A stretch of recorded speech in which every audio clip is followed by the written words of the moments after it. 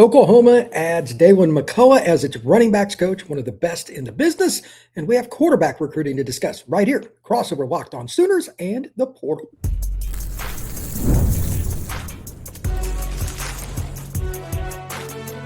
You are Locked On College Crossover, part of the Locked On Podcast Network. Your team every day.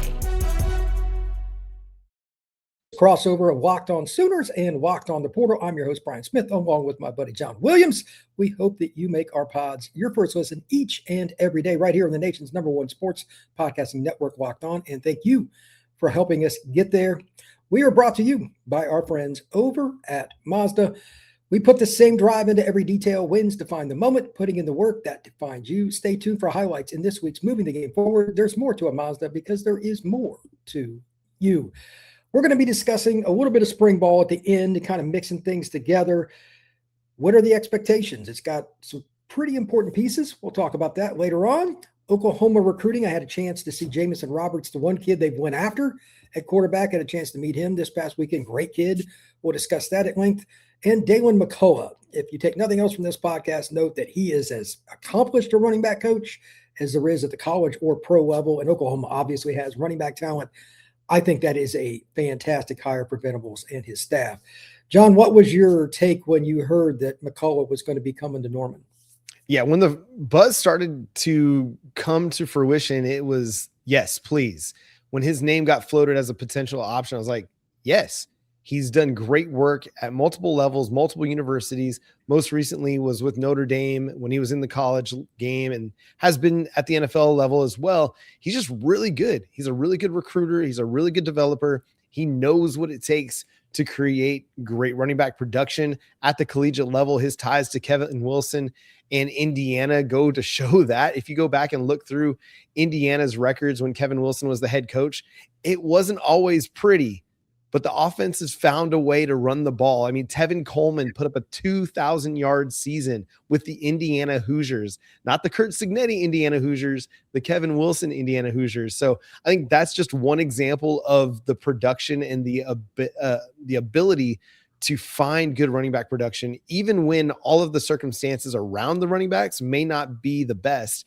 He can still, and his group can still find a way to produce. And that's been an issue for Oklahoma the last couple of years is the offensive line has had injuries. We've had some young players starting a lot of games for the Sooners over the last 2 years and haven't been able to consistently find running back production. Well, Deland McCullough, he's shown in the past that even when all the circumstances aren't right, we can still produce out of our room.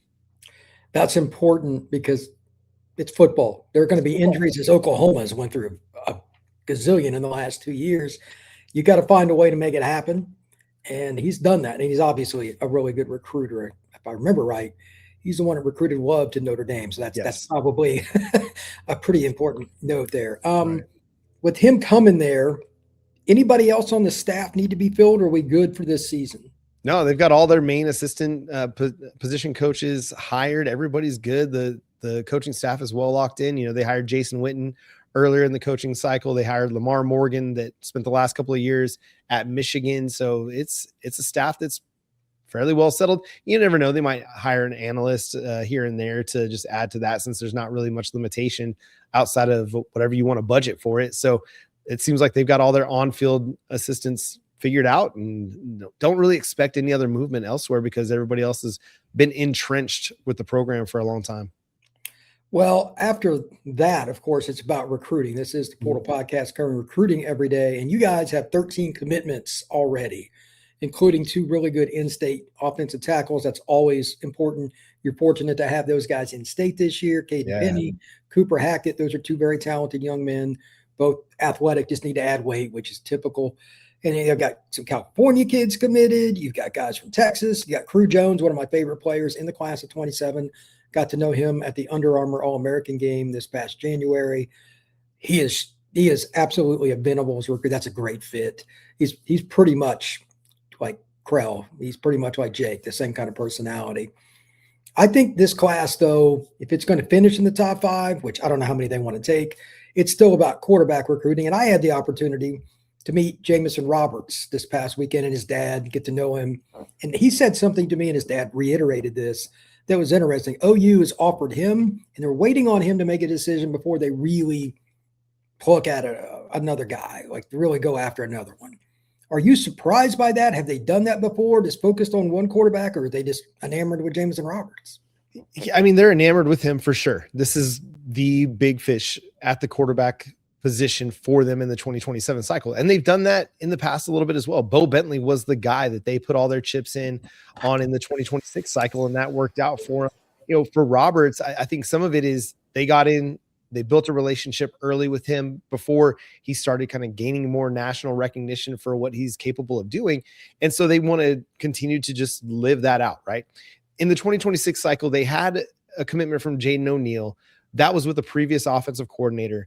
And so what we've seen with Ben Arbuckle is like when he locks in on a guy, Bo Bentley in the 2026 class, now Jamison Roberts in the 2027 class, that's his guy. And he wants to go to the mattresses for that dude and make sure that he's able to show, like, not just with his words, but even with the actions, that this is the dude we want to be the future quarterback at Oklahoma. Now, will they land Jamison Roberts? We'll see. I mean, Florida's getting into the mix. Georgia's in the mix with an offer recently. And it's going to be a recruitment that they have to continue to flesh out throughout the rest of the cycle. You can't rest on the relationship you've already built. Got to continue to build it up and secure that relationship, secure that commitment, and get it all the way to the early signing period. But they love the talent. I love the talent. He's a really talented player. He's got size. He's got the touch. He's got the arm to get it down the field. He's an accurate thrower. He's an athletic quarterback. He can do everything that you want him to do on the move. He's a very underrated prospect. I mean, Rivals has him at number 250, and I think that's a spot where he could continue to rise the rankings. He's just a really good player coming out of Alabama, and I think if they're able to land him, it really sets the stage for them offensively down the road. But he's the guy for them, and he's the guy for Ben Arbuckle, and I kind of like it. Like, if you're all in on one quarterback, then be all in on one quarterback. If that's the dude that you see as the future of your program, then make sure he's the dude until he tells you he's not the dude, then find somebody else. And I believe that because you're Oklahoma, if Roberts does decide to go somewhere else, there'll be quarterbacks that are interested in being that guy in 27 for him. I agree. I know Arbuckle came down and then Venables came down. So they've made the effort. That's something else that his dad had mentioned. And he said he's got a good relationship with everybody there, and it's easy visit, all that kind of stuff. Like, everything's comfortable. Auburn is probably next in line. Georgia's hinted around at offering. He's not ranked super high yet. It's kind of weird because he's at Saraland, but last year was his first year starting. KJ Lacey, who's at Texas, was the quarterback at his high school prior. It's one of the best programs in Alabama. So he had to wait his turn, but he had like 5,000 yards. Yeah, it was insane. It's, and I talked with him and watched him throw in warmups, watched him throw in tough situations. He can throw, the seam pass. He can hit the wheel route before the safety gets there. All those little things. He projects things, and he's been coached well. Saraland High School, for those who don't know, they're OU fans. It is one of the better programs in the South. Like, they've got elite coaching, and they've got guys that just come in there to play because they know they're going to be coached. So he's working with good players too. So it should go very well for him, regardless of where he goes. But right now, I think it's pretty clear OU is the most likely destination. So we'll see. When we come back, I want to talk a little spring ball with John. There is a John Mateer question or two I have for him. We also have some portal guys to discuss. That is next, right here on this crossover Locked On Sooners and the Portal. Today's show is brought to you by Mazda, and they're moving the game forward for those who show there's more to the score than what's on the screen. I want to highlight a couple of different things about Oklahoma's program.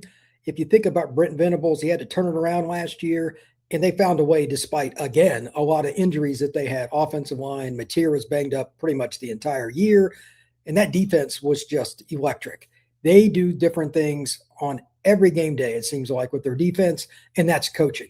They put in the work, and it pays off. So just like with Mateer and everybody at Oklahoma, that's a great crew. But Mazda, they remind us of what it really takes to raise the bar, that extra work on and off the gridiron, dialing in every detail, giving it that extra fire, and that grit, never quit.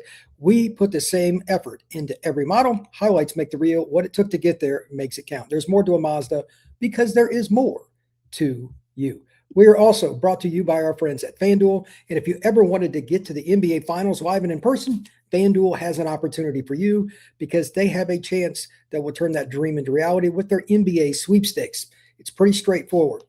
Go in and use your profit boost on any NBA future bet with FanDuel, and you'll automatically be entered for a shot at 2 tickets to the NBA Finals. Flights, tickets, the whole experience. So it doesn't matter if you're betting on the conference championship, if you're betting on the Eastern Conference Championship, you're going to bet the NBA Finals, whatever it is, just bet on a future. Visit FanDuel.com to get started. Play your game with FanDuel, the official sports betting partner of the NBA. Thank you once again for making the Portal Podcast and Locked On Sooners a part of your day, each and every day. And if you want to take your game to the next level, check out the Everydayer Club down below. $5 a month or $50 for the year. Your audio feed will have no ads. We also have a Discord. Check out the description and the link down below. All right, John. Mateer is probably about as difficult a guy to figure out that's a returning quarterback, not just in the SEC, but in college football. We now know that he had more than just the hand injury. Well, I'll leave it at that. He battled with all kinds of stuff, and they just didn't disclose it last year.